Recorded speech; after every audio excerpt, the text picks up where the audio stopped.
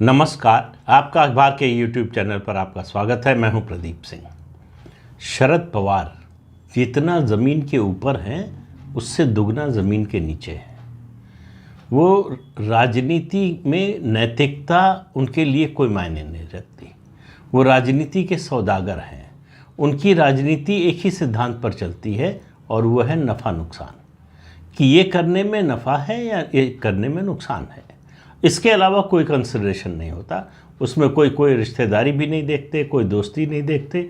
एक बात देखते हैं, इससे हमको क्या फ़ायदा मिलेगा। ये अलग बात है कि उनका दांव हमेशा सही पड़े, ये ज़रूरी नहीं है, लेकिन वो फल को पकाकर खाने के हामी हैं। वो कच्चा फल नहीं खाते, पकाते रहते हैं, इंतज़ार करते रहते हैं, अब पका अब पका अब पका। जब लगा उनको कि अब पक गया है तब तोड़ लेते हैं। कभी हाथ लग जाता है, कभी हाथ से छूट जाता है। तो उनकी जो चतुराई है, राजनीतिक चतुराई है, आज उनका जो राजनीतिक साम्राज्य बना हुआ है वो उसी की वजह से बना हुआ है। लेकिन ये उनकी चतुराई और ये जो उनका गुण है वो गुण और अवगुण दोनों है। गुण है इसलिए जो है आज जहाँ पर हैं, जो उनका साम्राज्य बना है वो है। इससे ऊपर नहीं पहुँच पाए तो इसी चतुराई के चलते ज़रूरत से ज़्यादा चतुराई जो है आदमी को कई बार मुँह के बल गिराती है। वो शरद पवार के साथ भी हुआ। तो शरद पवार के साथ जो है वो इस तरह की कई घटनाएं हो चुकी हैं, लेकिन आज उनकी बात नहीं है। शरद पवार ऐसी शख्सियत हैं जो चोर से कहते हैं चोरी करो और पुलिस से कहते हैं जागते रहो, यानी दोनों तरफ खेलते हैं। वो किसी एक पक्ष से कभी नहीं खेलते, वो हमेशा दोनों पक्षों से खेलते हैं। इसलिए जब वो कोई राजनीतिक कदम उठाते हैं तो समझिए कि उसकी तैयारी वो काफ़ी पहले से कर रहे होते हैं। अब ताज़ा मामला गौतम अडानी का लीजिए, अडानी ग्रुप का। हिंडनबर्ग की रिपोर्ट आई। हिंडनबर्ग की रिपोर्ट को लेकर हंगामा हुआ, देश भर में विदेशों में उस पर खबरें आई और इसको लेकर राहुल गांधी ने एक राष्ट्रीय मुद्दा बनाने की कोशिश की। कई विपक्षी पार्टियों ने उनका साथ दिया। शरद पवार भी कदम ताल करते रहे, साथ में मिलकर चलते रहे विपक्षी दलों के। ज़रा भी आभास नहीं होने दिया कि उनका रास्ता कोई अलग भी हो सकता है। वो उसी रास्ते पर चल रहे थे जिस पर लगभग पूरा जो कांग्रेस के साथ आया विपक्ष है वो पूरा चल रहा था। 16-17 पार्टियां सब उन्हीं के साथ चल रहे थे, ये जानते हुए भी कि अडानी से उनके बहुत पुराने, दशकों पुराने संबंध हैं और ये कोई छिपा हुआ संबंध नहीं है। उन्होंने अपनी आत्मकथा में इसका जिक्र भी किया है, विस्तार से किया है, बताया है कैसे अडानी, उन्हीं की सलाह पर अडानी ने जो है थर्मल पावर सेक्टर में शुरुआत की। ये सब कुछ महाराष्ट्र के लोग जानते हैं, कांग्रेस के लोग जानते हैं और जो भी राजनीति में जिनकी दिलचस्पी है, राजनीति और कॉरपोरेट के संबंध में, वो सब लोग जानते हैं। लेकिन शरद पवार चुप रहे। क्यों? वो फल को पका रहे थे और जब उनको लगा कि फल पक गया है तो एकदम से 180 डिग्री की पलटी मार दी उन्होंने। एक प्रायोजित इंटरव्यू में उन्होंने घोषणा कर दी कि अडानी को टारगेट किया जा रहा है और ये विदेशी ताकतें हैं जो टारगेट कर रही हैं। ये बात ठीक नहीं है। कॉरपोरेट्स को जो है, कॉरपोरेट्स का बड़ा योगदान है देश के विकास में, उनके साथ इस तरह का व्यवहार नहीं होना चाहिए। और यही नहीं, जो विपक्ष की मांग, जिस पर पूरा संसद का सत्र नहीं चलने दिया, बजट सत्र, जेपीसी की मांग ठीक नहीं है। ये जो सुप्रीम कोर्ट ने 6 सदस्यीय कमेटी बनाई है उसी की जांच के नतीजे का इंतज़ार करना चाहिए, जेपीसी की मांग नहीं करनी चाहिए।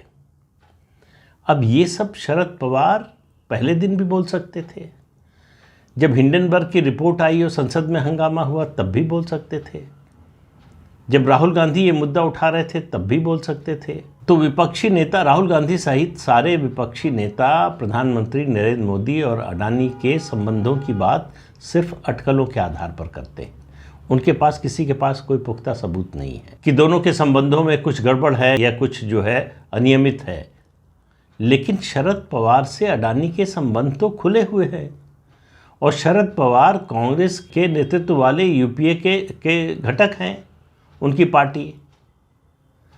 तो राहुल गांधी के लिए अच्छा होता है कि पहले शरद पवार से पूछ लेते अडानी के बारे में। तो राहुल गांधी ने पूछा नहीं। राहुल गांधी तो किसी से पूछते नहीं, वो तो बताते हैं, घोषणा करते हैं, वो तो किसी को बताते नहीं कुछ। तो शरद पवार इंतज़ार कर रहे थे कि ठीक है, रुके रहो, बताते हैं। और उन्होंने कायदे से बताया। राहुल गांधी ने अडानी मुद्दे के गुब्बारे में हवा भरी, हवा भरते गए भरते गए भरते गए। जब वो पूरा फूल गया, ऊपर उड़ने लगा, तब शरद पवार ने धीरे से इसमें एक पिंच भो दिए और पूरी हवा निकाल दी। गुब्बारे की नहीं, उस मुद्दे के, राहुल गांधी की भी हवा निकाल दी। और आप देखिए कि वो कब से तैयारी कर रहे थे। जब ये मुद्दा नहीं आया था तब से राहुल गांधी को की अकल ठिकाने लगाना है, इसकी तैयारी वो कर रहे थे। भारत जोड़ो यात्रा में किसी भी जगह पर, यहाँ तक कि महाराष्ट्र में भी नहीं गए। जो समापन हुआ, यात्रा का कार्यक्रम हुआ श्रीनगर में, सब पार्टियों को न्योता था, वहाँ भी नहीं गए, यूपीए का घटक होने के बावजूद।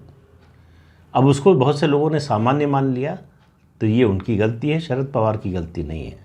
शरद पवार तो अपनी योजना के मुताबिक चल रहे थे। उनको मालूम था कि उनको आगे चल के क्या करना है।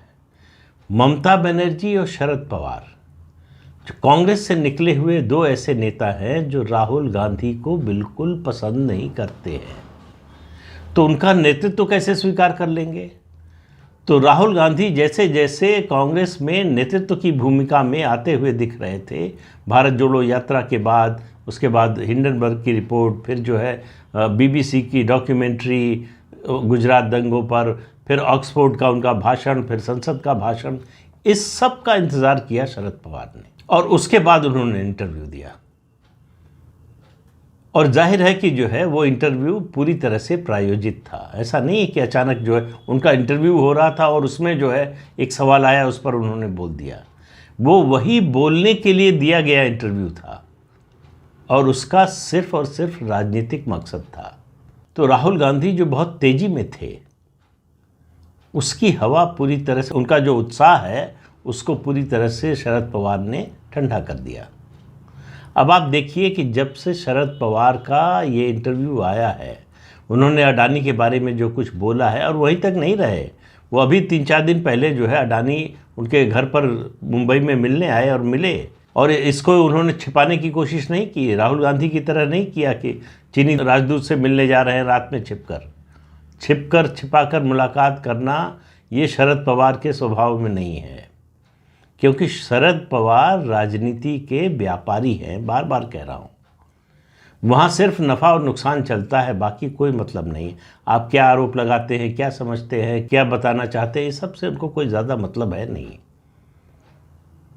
तो अब सवाल यह है कि शरद पवार ने ऐसा क्यों किया। शरद पवार क्यों पहले साथ साथ चलते रहे और फिर एकदम से जो है 180 डिग्री घूम गए। ऐसा हुआ क्या? कोई घटना दुर्घटना तो ऐसी हुई नहीं। शरद पवार की पार्टी में भी कुछ नहीं ऐसा हुआ, यूपीए में भी कुछ ऐसा नहीं हुआ, विपक्षी खेमे में भी ऐसी कोई बात नहीं हुई कि वो अचानक नाराज़ हो जाए और अपना स्टैंड बदल दें। तो वो अचानक नाराज़ होकर या अचानक लिया गया स्टैंड नहीं था, ये सोची समझी रणनीति के तहत लिया गया स्टैंड था। तो सौदेबाज जो होता है, व्यापारी जो होता है, वो क्या करता है? वो इंतज़ार करता है कि उसके प्रोडक्ट का कब सबसे सही दाम लगेगा, कब सबसे ज़्यादा कीमत मिलेगी, तब वो बाज़ार में आता है अपना प्रोडक्ट लेकर। तो शरद पवार को लगा कि अब समय आ गया है, अब समय आ गया है इस चेक को भुनाने का। तो उन्होंने पहले राहुल गांधी को गिराया। अब आप मुझे बताइए कि राहुल गांधी के इस पूरे अभियान की हवा निकालने से शरद पवार को क्या फ़ायदा हुआ? भाई गठबंधन के साथी हैं, महाराष्ट्र विकास आघाड़ी में भी 3 पार्टियां हैं, उद्धव ठाकरे की पार्टी है और एनसीपी और कांग्रेस है। वहाँ मामला गड़बड़ हो सकता था, यूपीए में मामला गड़बड़ हो सकता था, व्यापक जो विपक्षी एकता की बातचीत चल रही है वहाँ गड़बड़ हो सकता था। तो सब नेगेटिव दिखाई दे रहा है। शरद पवार कोई कांग्रेस पार्टी में तो है नहीं कि वो कांग्रेस पार्टी में नेतृत्व की दौड़ में थे, राहुल गांधी आगे निकल रहे थे इसलिए ऐसा किया। तो फिर सवाल वही है कि आखिर शरद पवार ने ऐसा क्यों किया। तो शरद पवार, जैसा मैंने आपसे कहा, जितना ज़मीन के ऊपर है उससे दुगना ज़मीन के नीचे है, और वो दोनों तरफ से बैटिंग करते हैं। तो एक समय तक वो विपक्ष की ओर से बैटिंग करते रहे, फिर उन्होंने विपक्ष के खिलाफ बैटिंग करना शुरू कर दिया। अब विपक्ष के खिलाफ बैटिंग का क्या मतलब है? यानी कहीं ना कहीं उनके तार सत्तारूढ़ दल से जुड़े हुए।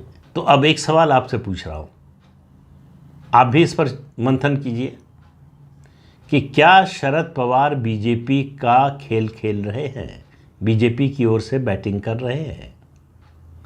क्योंकि जो कुछ उन्होंने अडानी मुद्दे की हवा निकालने के लिए, राहुल गांधी की इस तेजी पर ब्रेक लगाने के लिए ये सब किया, इसका राजनीतिक फ़ायदा किसको मिलेगा? भारतीय जनता पार्टी को। तो अगर शरद पवार मिले हुए हों भारतीय जनता पार्टी से तो कोई आश्चर्य नहीं। अब उसके संकेत देखिए। उनके भतीजे अचानक प्रधानमंत्री नरेंद्र मोदी के प्रशंसक हो गए, उनका करिश्मा नज़र आने लगा है। 9 साल हो गए, 9 साल बाद, 9 साल में समझ में आया कि प्रधानमंत्री नरेंद्र मोदी का करिश्मा है। तो अभी तक क्यों नहीं दिखा था? अब ईवीएम भी ठीक है, ईवीएम से भी शिकायत खत्म हो गई, जेपीसी भी नहीं चाहिए। तो ये सब जो मुद्दे आ रहे हैं सामने, और शरद पवार देखिए जो कुछ बोल रहे हैं, अजीत पवार उसके खिलाफ कुछ भी एक शब्द नहीं बोल रहे हैं।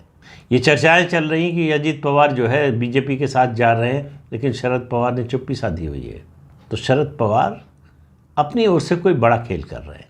और जो उनकी बेटी सुप्रिया सुले कह रही हैं कि अभी 3-4 दिन पहले कहा कि 15 दिन में दिल्ली और मुंबई दोनों जगह, दिल्ली और महाराष्ट्र में जो है राजनीतिक बम विस्फोट होगा।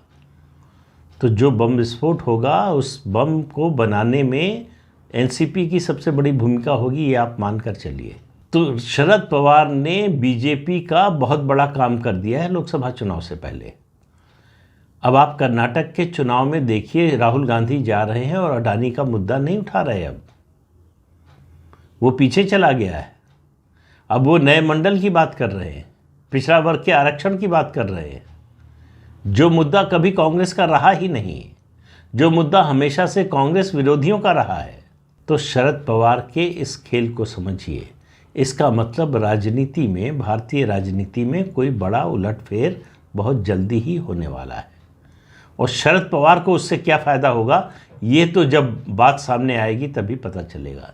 लेकिन इतना तय है कि शरद पवार ने ये सब जो प्रत्यक्ष रूप से दिखाई देता है एनसीपी के लिए किसी परोक्ष फ़ायदे के लिए नहीं किया है, वो किसी और के फ़ायदे के लिए काम कर रहे हैं। और इसका अनुमान लगाना कोई मुश्किल तो है नहीं कि किसके लिए कर रहे हैं, कौन है जो उनको कुछ दे सकता है। एक ही पार्टी है, एक ही नेता है जो उनको कुछ दे सकता है। अब ये उनके कहने पर कर रहे हैं या अपनी ओर से जो है ये कारनामा करके कि सरदार खुश होगा और सरदार के पास खबर लेकर जा रहे हैं, ये अभी तय होना बाकी है। कई चीज़ें तय होना बाकी है, लेकिन ये गुत्थी इतनी आसान नहीं है।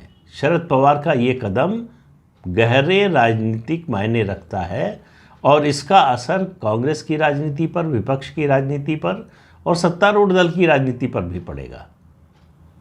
और इसमें ज़्यादा समय नहीं लगने वाला है। मुझे लगता है कर्नाटक चुनाव से पहले भी हो सकता है, 10 मई से या 13 मई को नतीजे आने से पहले, या उसके तुरंत बाद भी हो सकता है। तो जो भी होना है अगले 1 महीने के अंदर होना है। तो देखिए क्या होता है। तो इस अंक में इतना ही। अगले अंक में फिर मिलेंगे किसी नए मुद्दे के साथ। तब तक के लिए अनुमति दीजिए। आपसे अनुरोध है कि ये चैनल देखिए, शेयर कीजिए, लाइक कीजिए और सब्सक्राइब ज़रूर कीजिए। नमस्कार।